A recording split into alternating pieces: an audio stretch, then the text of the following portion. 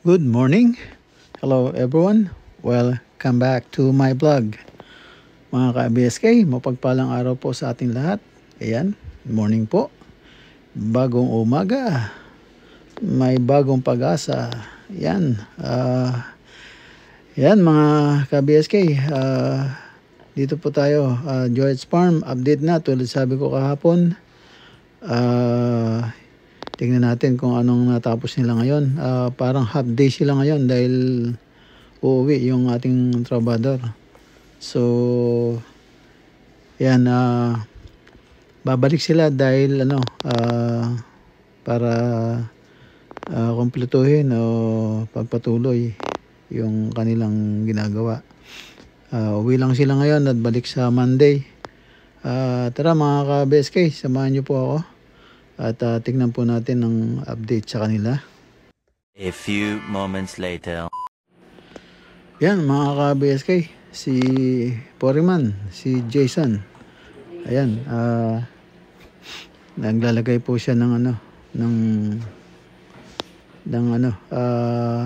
PVC. Doon po sa ilalim ng counterbar. Ayan, at natapos na niya yung yan yung binil. Ayan na, nakabinil na. So yan, medyo malinis ng tingnan. Kaya lang yung buhat ng kinabit kahapon hindi pa nila so hindi pa nila nilinis. So baka pinapatayo muna. Yan, kinakabit niya yung yung PVC panel sa ilalim ng counterbar.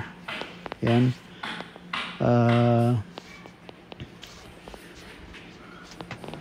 Yan at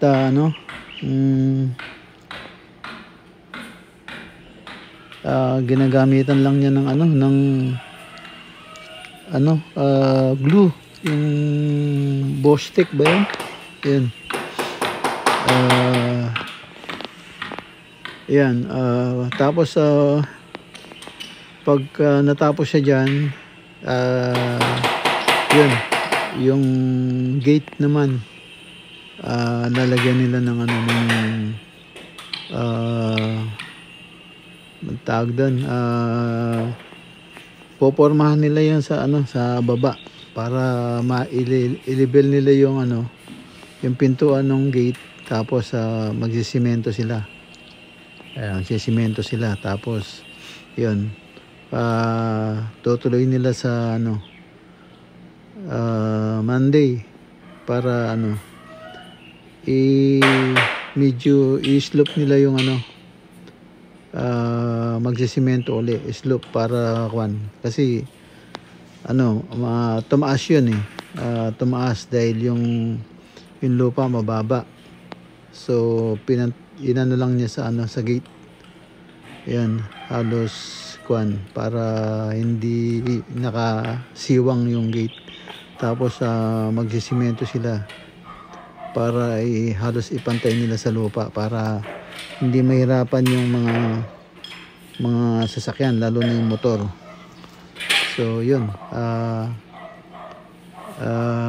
abangan lang po natin, kasi ngayon yun lang sa gitna yung sinimentohan nila para lang hindi masira yung ano, saka yung magkaroon ng tamang clearance yung ano, yung pintuan ng gate. Ayan, ayan, pag natapos po to, yun ang gagawin po nila. Yung actually nag-aasinta na yung ano, yung nag-aasinta, yung nagpoporma na yung ano, mga kasama niya, nagpoporma na doon, pinopormahan na. Nire-ready na pala. At tapos popormahan na yun. Nire-ready na nila kung yung nililinis nila, tapos yung paghahaluan ng simento. So yan, samahan niyo po ako at ayan, dinidikit niya yung ano lang, yung PVC. Tapos yung parang puti doon, tape po yun, tape para hindi maghiwalay. Yun, tape po yun, guide, parang pinaka-guide lang po. So yan, ayan, siguro mga ilan pa yan, 1, 2, 3, mga 4 na panel pa siguro yan. Ayan mga ka-BSK, ayos yung ano, yung nabiling PVC hawig talaga dun sa kuan, yung sa tubular, ang kulay, yung ano, pinintura namin. So yun, nagmatch talaga. So yan, tapos yung ano, yung sa cob, ano rin, ganyang kulay. So kaya yan, nagterno yung ano, ang paggagawa, kaya ayos, medyo malinis ng tingnan. So yan, yan, pinakaasinta niyang mabuti, at tapos magpuputol pa siya ng ano, ng PVC. Yan, tapos labas muna tayo at tingnan natin yung ano sa may gate, pinoporma A few moments later. Yan po, yan, nililinis na nila at tapos popormahan. Ready na nila yung paghahaluan ng simento at saka yung lalagyan yung forma para tawag doon, maislaban nila yung daan, yung simento, yung gate, simentohan nila. Tapos ayan po yung foreman nila, si Jason. Inaayos po niya yung ano, simentong step. Nilalayo niya kasi magsisimento sila doon, saka pinatabi ko konti sa may bahay para may dumaan man na sasakyan, hindi masagasaan. Kasi pag nasagasaan yan, magbibitak yan. Hindi, kasi nakapatong lang po sa lupa, hindi siya nakabaon sa lupa. So saka manipis lang po siya, mga dos lang yata yung ano niyan, o wala pang dos yung ginawa na step nila. So kaya yun, tinabi niya, ginirit niya sa bahay para pag may dumaan na sasakyan, hindi masasagasaan. Lalo na ang madalas pumasok dyan puro delivery, yung buhangin, graba, mga ganun, hollow block, simento. Pero ngayon wala na, tapos na.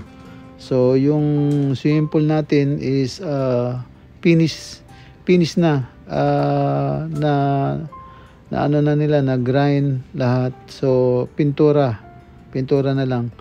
So mamaya i-update ko po kayo sa dun sa swimming pool. So ano na, malinis na, pinturahan na yung ano, yung gilid. Tapos ngayon yung flooring maya-maya yata. So inaayos pa nila yung gilid ng pintura. Tapos mamaya flooring na. Kumain po ng maraming epoxy paint. Yun, talagang nagpe-penetrate sa semento. So sinasarado niya yung anuman mga butas ng semento. Kaya yun. So magandang waterproofing, tas maganda smooth yung parang sealed, naka-sealed. Alam mo naman yung parang siya, parang bola ng bowling ball, makinis. Tara po, dito tayo sa swimming pool. Ayan mga ka-BSK, dito tayo sa swimming pool at papanig tayo dito sa hagdanan. Yan, wala pang tubig yung hugasan ng paa para hindi makapagpanik ng buhangin. So ito po, inaayos nila yung napinturahan na po yung gilid. Yan, yung flooring na lang maya-maya siguro. So yan, napinturahan na nila yung gilid. Tapos parang nilalagay nila ngayon yung parang floor drain. Yan, para hindi makitang yan, overflow yung butas na yun, para hindi tataas yung tubig, hanggang na lang. So yan, at medyo malaki matibay yung ginawa natin biga, na tataas lang ng konti dun sa overflow. Kaya yan, so this is okay lang naman. Yan, tapos maya-maya lilinisin nila linisin uli nila yung flooring. Tapos maya-maya yung pipinturahan nila yung flooring. Pagkatapos nilang pinturahan yan, uuwi sila. So parang half day lang sila. O pagkatapos mananghali siguro, pagkakain ng tanghalian, sisibat na sila. Kaya yan, inaapura-apura nila yung So yan, pag naayos nila yan, yan na, yung flooring na.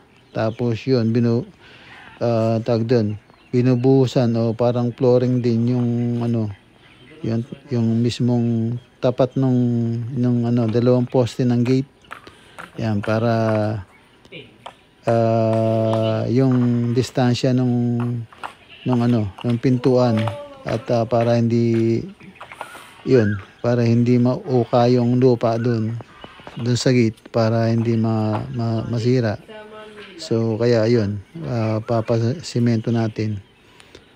So yan,